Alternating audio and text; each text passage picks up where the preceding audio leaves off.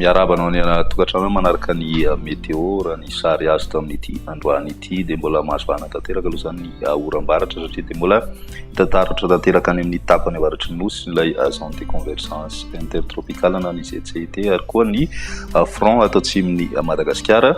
Ireo zany manome vahanana izay oram-baratra izay satria dia atao anatin'ny zone de basse pression tanteraka zany ny nosy amin'izao fotoana izao.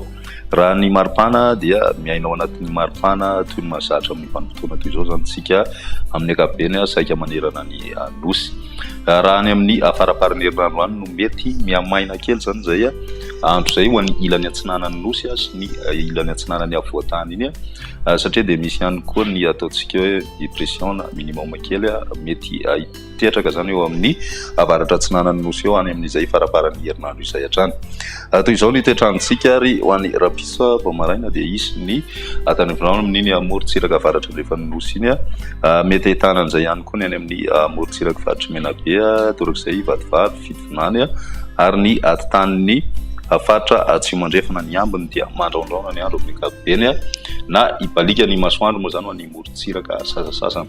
Ny piso tolakandro dia misy hatrany ny tandrifin-drahona raikotrika ao ana faritra maro akoatra ny tendrony atsimon'ny nosy izay somary mandraona mitsitokotoko moa zany. Raha ny maripana vinavina ho an'izay rapiso izay dia manodidina ny 4 ka hatramin'ny 20 degré ho an'ny afovoantany ny maripana ambony indrindra. Ny ambany indrindra kosa ho an'ny morontsiraka dia saika eo amin'ny 4 degré eo zany no betsaka indrindra any amin'iny morontsiraka Madagasikara iny.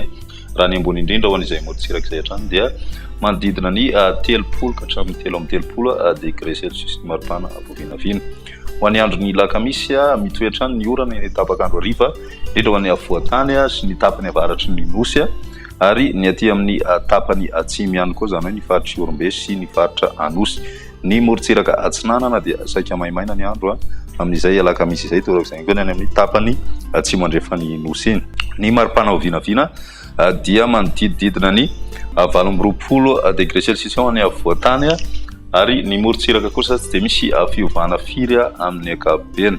Raha ny andron'ny zoma kosa indray dia any andrefandrefana kokoa zany no ahitana ny orana tandrifin-drahona raikotrika ny tapakandro hariva mandraondraona kosa ny andro any amin'ny ilany atsinanan'ny nosy ny tendrony atsimo mijanona ho maina hatrany. Raha ny maripana vinavina amin'izay andron'ny zoma izay dia misy fiakarana kely ihany ny maripana zany ho an'ny avoatany satria dia maina miakatra 20 degré celsius ho an'ny faritra Analamanga sy ny any amin'ny faritra Matsihatra ambony iny. Ny morontsiraka atsinanana eo amin'ny 30 ka hatramin'ny 30 degré celsius ny ambony indrindra ary ny ilany andrefana kosa dia 20 ka hatramin'ny 30 degré celsius ny voavinavina amin'izay zoma izay. Amaranantsika azy ny tany falotoan'ny rivotra nisy teto Antananarivo amin'ny ankapobeny dia antonony izay tany falotoan'ny rivotra izay zany tamin'ny zao fiandohan'ny herinandro izao.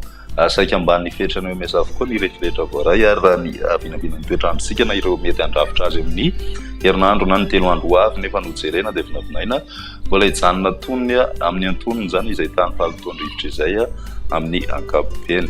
Izay ny meteontsika tamin'ity androany ity rapiso indray fotona manaraka veloma tompoko.